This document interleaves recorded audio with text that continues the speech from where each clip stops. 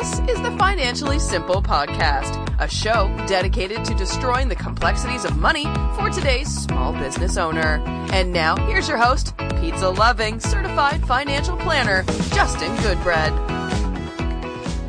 Welcome to Financially Simple. This is a finance show for small business owners about money, how it works in our business and personal lives, and how we can build wealth to be financially independent. I'm your host, Justin Goodbread, and today is episode number 52. Today's episode is titled, How to Hire the Best Team. Now, first, let me say that notice the word I used was team. I don't like the word staff in the professional setting, and I really don't like the word employee. So let me explain that first before I jump off into how we go about hiring the top-notch superstar dream team. So first of all, the word staff. Staff is an infection. Many times you hear in the professional circles, well, my staff.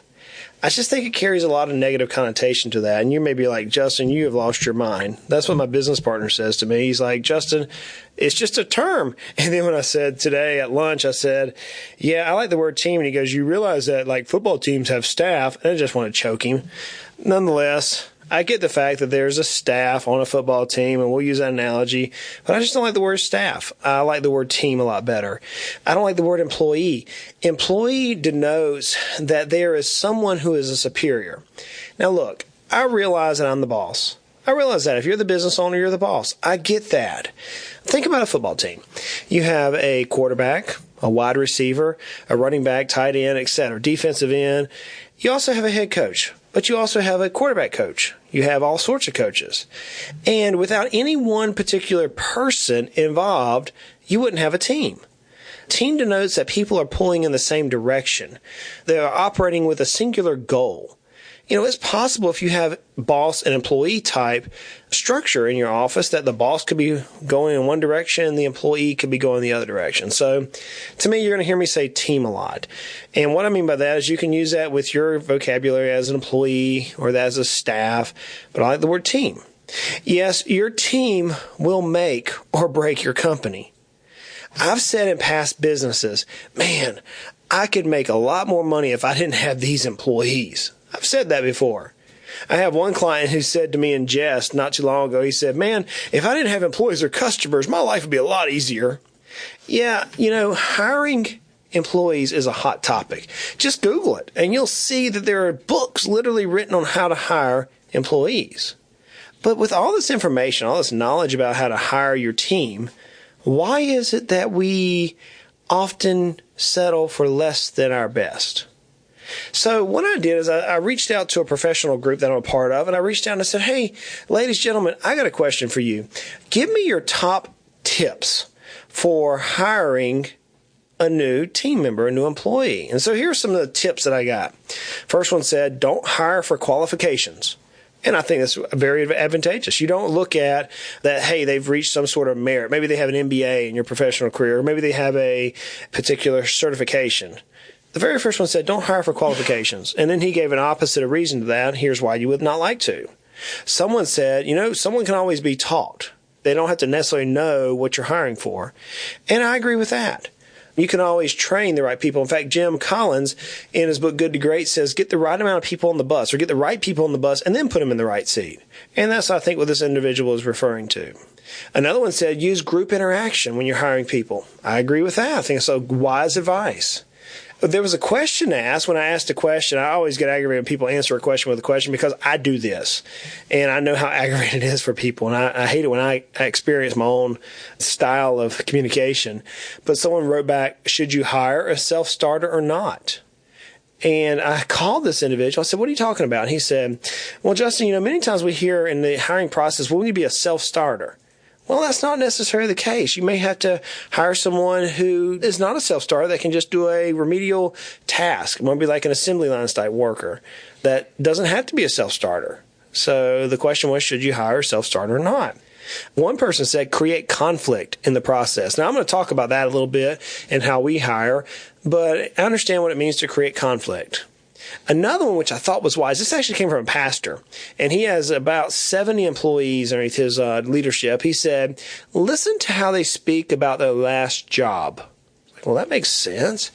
So I called him and said, what do you mean? He said, well, if they're bad-mouthing the previous boss, then more than likely it's going to come your way.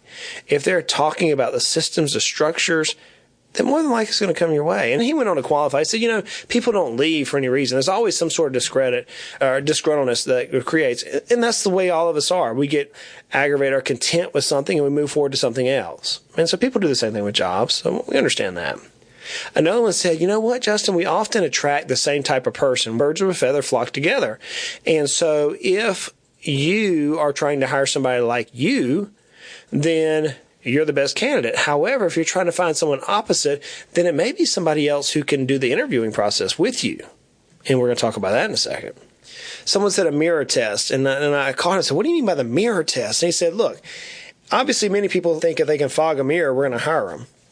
I'm like, well, I don't necessarily agree with that. And he goes, no. But one of the things I want to look at is if I looked at this person in a mirror every single day, could I work with them? Oh, okay, I gotcha.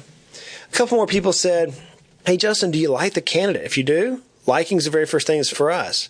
Someone said, you've got to connect today's mundane task to tomorrow's vision. And we're going to lay out what vision is and why vision makes sense in future episodes. Another person talking about vision said, lay out the vision for the job versus a job description. So I went into the interweb and I said, what are some of the best CEOs' advice on this? And Jack Welch was a little bit before my time. He still communicates, but I wasn't around in the 80s whenever he was the superstar of the CEO world. But Jack Welch gives 4 E's and a P is what he describes. And he said, I hire for energy, to energize. So the person's energy, and can they energize a team? Do they have a leading edge? Can they execute? And do they have passion? So there were 5 things that Jack Welch looks for. So whenever I go through an interview process, I look for things slightly different. So let me describe to you my process. And am I saying that my process is the right? No, it's not. You may have to do something different. But in my process, I have found that for my style business, this yields me the best results for individuals. And the people who are going to be working with me on the podcast have experienced this process. In fact, one of my writers who will take this podcast and turn this podcast into a blog, she actually experienced this process firsthand. Our webmaster dealt with this process in greater detail than my writers did. In Heritage Investors, we've hired a new paraplanner, and her name is Candace, and Candace has experienced this process. And every one of them said, man, that's pretty thorough. Now, is this the only way to do it? No, it's not. In fact, before I get into my process, you could do things like hire a headhunter. I was talking with a business person this morning at a 7 o'clock breakfast, and he said, Justin, I hired a headhunter, or a recruiting firm. I hired one. I didn't like the recruiting firm. And then the turnaround, I hired another one.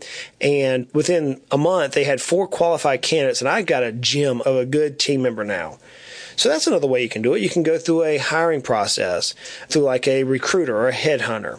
You could go about using a temp agency. One of our clients actually runs a temp agency where they actually put placements of individuals in positions to see if you want to work with this individual long term. So you could go through the temp agency role. But in my business, we do things slightly different. So here's how my process works.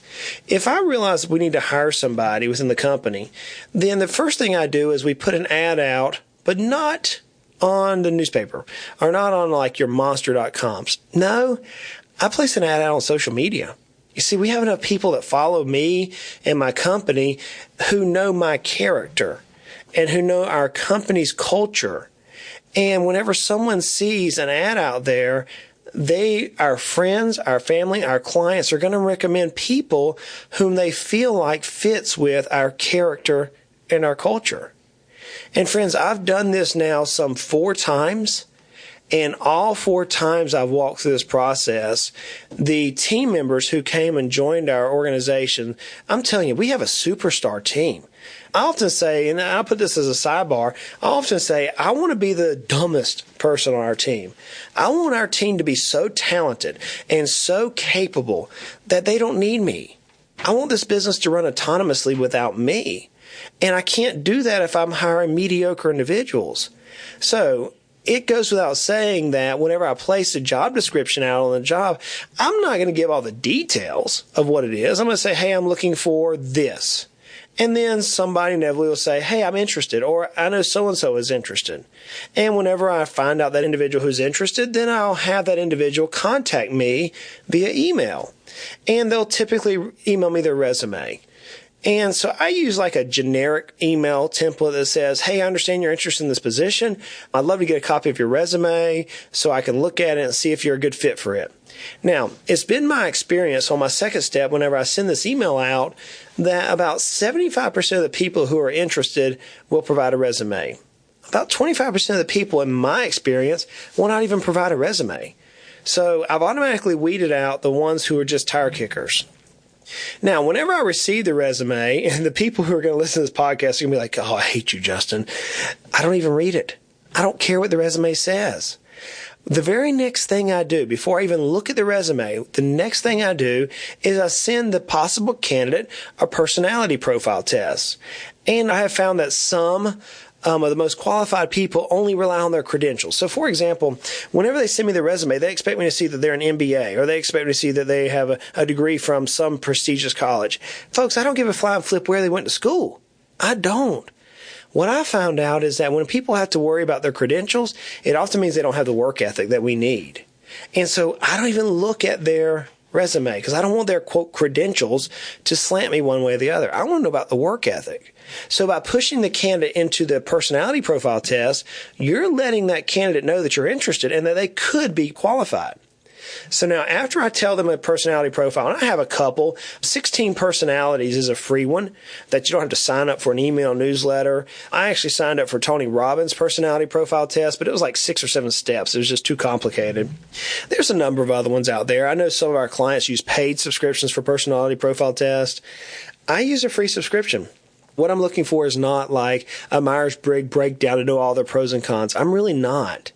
Because I can judge the person based on our interviews coming on in a few minutes. But I'm more looking forward to are they going to take the steps needed and follow the specific steps needed to have this position.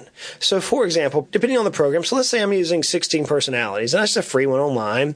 What I'll do is I'll send them an email, and I'll have very specific instructions. And the instruction may be something like, hey, here's the 16 personalities free profile exam. I'd like for you to take this. And once you've completed this, please do a print screen and add the image to a Word document, and then email me the image embedded in that document.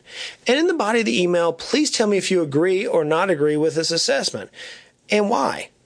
So what I've just done then is I've not given them just a one-step shot to see, hey, I'm going to have you fill out an assessment test and send it back to me. No, I want them to see a number one print screen. Are you going to take the time to do a print screen, drop it into a Word document, attach it to an email? So that's 3 little steps there. It doesn't seem like much, but you'd be surprised how many people don't follow those simple instructions. And so if they're not willing to follow those simple instructions, folks, I don't want them in the office, because that means whenever time gets tough in my financial world and we're having to follow laws, if they're not willing to follow the mundane task, then how can I trust that individual with the very detailed or extreme task? But not only do I ask them to print screen and embed it in a document and email me, I also ask them if they agree with the assessment. And why or why not? So now I'm looking at their critical thinking skills. I want to see if they can articulate their feelings. You are listening to Financially Simple, destroying the complexities of money for today's small business owner. So once they send me this information, my 4th step is I'll receive the personality profile and I'll check to see if the candidate's personality will fit our company. So obviously, we're hiring for a specific job, and we have to know the personality profile of that specific job. That goes without saying. But now I want to see if this personality profile is going to fit in with a company. I can tell you that I cannot hire another person with my personality at this time. We don't have a big enough company, and the two of it, myself and whoever this individual would be, we would butt heads. Just my way my personality is, we would not get along very good at this particular point. Now, as the company grows and we need some different type of positions and personalities, perhaps that can change. But I want to see if that candidate's personality fits within our company. And then my 5th step is if that personality fits, then I'm going to now review the resume. So I haven't even looked at the resume. I don't care where they went to school, where they didn't go to school. I don't care about their job descriptions. I don't care about their history at this point. I want to see if they can get through my first little step. And if they can, now I'm going to flip over the resume and I want to see what I see. Do they get an advanced degree? You know what? I found that many times people with advanced degrees are sometimes automatically disqualifying themselves early on. They won't follow the simple steps. They expect that their MBA will bring them to the table. So if I like what I see on the resume, if I have a pretty decent job history, if they haven't bounced around from job to job, if they have a job that's very similar or could mesh into the type of position I'm hiring. So for example, Candace, I mentioned her to you. I needed a paraplanner. I need somebody who can come in and help me in the office work with financial plans. And Candace was doing a position prior to working with us that was very, very similar in task oriented. Now, it's not in the financial world, but very similar in the process. And let me tell you, Candace is a superstar. Just like John and just like Rebecca and Raquel and Jim and Julie, everybody on our team these are some good folks. I mean, these guys are hard workers. So if I like what I see, now here's where it gets funny. I'm typically going to ask the person to meet me when it's inconvenient for them.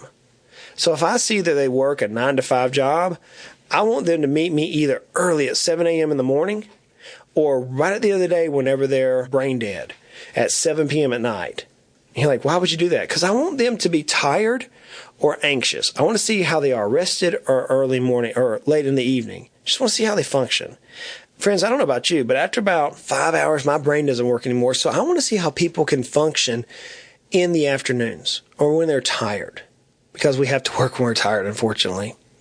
Now, the next step I do is I provide them in the interview process more details about the job. I'm going to explain to them, obviously, the compensation, the benefits, the expectations. And remember, this is more of a game of cat and mouse, what we're doing at this point in my interview process. I'm trying to see if they want to work for free. And you're like, dude, no one wants to work for free. See, that's not true. Robert Kiyosaki in the book Rich Dad, Poor Dad makes a very clear point, and I think it's chapter number 2, where he says the rich do not work for money. I want to see how much a person will do before they ask for money. See, I found out the best team members often focus on the culture or the love of the job or the culture of the company. Let me tell you, John, he's our program manager for Financially Simple, our webmaster, etc.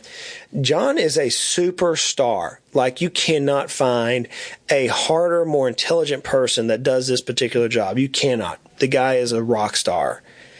And we offered him a position after going through some phases here. And let me tell you, I found out that John loves what he does. The reason why he changed jobs was because of culture. That's it. He was making a good living prior to coming work with us, but he changed because of culture. Of course, the money, the income, it must be fair. And the job description, it must be fair. I want to pay my team member slightly above market rates so that they don't, number one, become a flight risk, but number two, so if I can build these multi-talented individuals, that the whole company as a whole will increase drastically. The 7th step I do is when I meet with a person, typically I'll have another person in the room, and I'll place the resume face up, and I'll never reference the resume. And what I found is it drives the interviewee crazy because they want to talk about their history. But I'll ask them questions and I'll just see what they say. Things like, hey, tell me about your last job. I had one person say, well, you have my resume in front of you. I'm like, okay, I don't want to talk to you. He's not going to be employed by me. But most of the time they'll say, yeah, well, my current job, my last job is so-and-so. And I want to hear things like, what do you like and what did you not like? And what I'm trying to find out is see if, are they slandering a person, or are they slandering a process, or are they just wanting advancement in their career? I want to see if they're optimistic or pessimistic in nature. And there's nothing wrong with one or the other. We have optimistic employees and pessimistic employees. My business partner, Jim, he's extremely optimistic. I mean, like, I don't think the guy knows pessimism even exists in the dictionary. Me, I'm a lot more pessimistic than he is. So there's nothing wrong with either one of those, but I want to see who they are. I want to see if I like this person. I have a rule. I don't work with anybody that I don't like. That goes from employees, team members, clients, sources that we bring in, consultants. If I don't like them, I don't work with them. Life is too short for me to have to work with somebody I don't like. Period. I don't apologize for that. Now remember, the first impression is often your first gut instinct, and that's the most important. So in this meeting, whenever I'm interviewing this person, I want to see who they are. And also I'm going to lay out, and this is key, I'm going to lay out a career path. I want to show the candidate what they can do to progress through the organization. So in Financially Simple, we've laid out, hey folks, here's what we're trying to accomplish, and here's how we all can make more money. Here's how we can all advance. And the whole team understands that, at least I think they do, and we're marching in the same exact direction. I mean, in Heritage Investors, we have multiple employees there, and I want them to see the long-term vision and how they fit into the company and how they can benefit directly from the company's overall success. So after this initial meeting, if the prospect is qualified, and depending on the job, I made them give them additional work. So, for example, John, I've mentioned him a couple of times. Whenever John was interviewing for the position, I had 4 people interviewing for the exact same position. Some may have been a little bit more qualified on paper, but I gave them a job. I said, here, I'm going to send you a recording of me talking, and I want to see you turn that into a blog post. I want to see how you write. I want to see how you put your graphics. I want to see your descriptions. I want to see your SEO, your SEM. I want to see how you're going to take this blog post and push it out. Whenever I got through the interview process, one of the candidates never returned the information. They felt like, well, I should be paid to do this. I don't want them as an employee. Remember, the rich don't work for money. 3 candidates did, and out of the 3 candidates, John was the only one who called me and said, hey, do you have any questions about this? I said, no, I don't. Give me a second. Let me read through yours one more time. So depending on the position, I may have a team member do some extracurricular work. When Rebecca was interviewing for our firm, I had her do some extracurricular work. I had another candidate at the time that was interviewing, and I wanted to see what they could do with and how they responded, what their response rate was, what their thought pattern was, what are the questions they could formulate for me. And out of the 2 individuals, Rebecca, who I had known for a lot longer as another individual, and I didn't hire Rebecca because of that. I hired her because she was the most qualified. She cared about what she was doing. I saw a genuine care. So at this point now, if the candidate is qualified, then we're going to meet the candidate off-site at another final interview. So we've gone through this process. They've done free work for me. They've met me in the office. They've answered multiple questions. I know they want the job, and I know I potentially want them to work for us. So what we're going to do is we're going to do typically one more interview. Have I done this with all of our employees? No. But some that I don't know the background well enough, this is what I'll do, is we'll have a final interview like at a restaurant. And I'll ask the candidate and their significant other or their spouse to come meet us. Typically my wife or my business partner or one of the team members will come in, and we'll sit there and we'll just chat. We'll chat about life. We'll chat about a number of things. And again, I'm trying to see the interaction. I'm trying to see how they will play as a team player. What can I get them to get aggravated on? Can I get them flustered? Are they just saying what I want to hear? Of course they are, duh. But I want to see if I can push through that and see if I can get a little bit more vision to who these people are. And if that interview is good and all parties involved, my wife, my business partner, some key employees or team members from our company, if everybody agrees that this is a good hire, then we offer the job. And we get fingerprinted, obviously, and drug tested and background checks and all that stuff. And we're going to send the candidate all the employee manuals and compliance manuals and the employment agreements. And we're going to prep the office and get ready for this candidate now to join our team. But we don't stop there. And this is where I believe the hiring process goes awry with so many individuals. Once that candidate joins the office, we are not done with the hiring process. No. Obviously, we have some 90-day probation period that we walk through with people. But there's something I want you to forever remember, and that is the Karate Kid, Mr. Miyagi and Daniel's son. And remember, Daniel wanted to know karate. And so Mr. Miyagi had him learn wax on, wax off. And if those of us from the 80s remember wax on, wax off. Wax on, wax off. And Daniel, Karate Kid wannabe, got aggravated about, you were going to teach me karate, and here I am out here doing wax on, wax off. And what Mr. Miyagi had been teaching him, unknowns to Daniel, was that the very movement of wax on, wax off was the exact movement for the very first lesson of karate. Whenever you read Rich Dad, Poor Dad, Robert Kiyosaki, his rich dad had Robert and his friend work at a gas station or a convenience station for free. He actually paid him 10 cents, I believe, according to the book, 10 cents for a whole day's work. And then he wanted to work for free. And he was trying to teach them that the movements that they were doing in their minds would lead them to the education. So friends, when you bring that new employee on, you better have a robust education process. You've got to teach that employee the way your firm thinks, the way your office thinks, or the way your business thinks, or the way you think. You've got to be able to teach them how you want them to play as a new team member. But not only that, you've also got to teach that new team member how their future looks, how their future looks for them progressing, and how their future looks for them in the organization, and how they have a path for advancement. Whew, and at this point, you're like, dude, Justin, that is one crazy interview process. That's just ridiculous. Look, friends, my method may not fit your business. I get that. But just because something's difficult doesn't mean we shouldn't do it. You remember, we always reap a reward where we place an emphasis. And I want my team of my organization to be far more skilled and talented than I am. I'm trying to build a business where the team members are more qualified and more capable than I am. And if I can hire strong right at the beginning, then we can build a team which will carry the organization further than I could have ever imagined. If I can get the team members to buy in on the vision of the company. See, guys, if the organization is not healthy, then it's not because of the team, it's because of me and I didn't hire right, or I didn't cast the vision correctly. I'm the leader. I'm the person who's given the charge. Now, does that mean in a big company that the one person? No, we're talking about small business here. But somebody has to cast the vision, and somebody has to be diligent in the vision. If you can't get your team members to buy into that vision, then man, you're not going to reap the rewards of a strong team. So friends, I'm going to challenge you. In your hiring process, are you just trying to get somebody who can fog a mirror? Or you legitimately put together a process which will weed out the tire kickers, which will weed out the people who just want a quick buck, and now you're going to train your next competitor? See, I don't want that. I want people who are dedicated, who see a bigger vision than I do, who can challenge me and tell me, Justin, let's do this. And hopefully, at some point, the organization is autonomous and it can run, and all the players on the team can reap greater rewards. So how is your hiring process? That's the challenge for the day. Now, is my process right? It may not be right for you, but it works for us.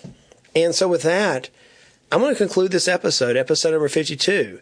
And I want to thank you for joining me on the Financially Simple podcast.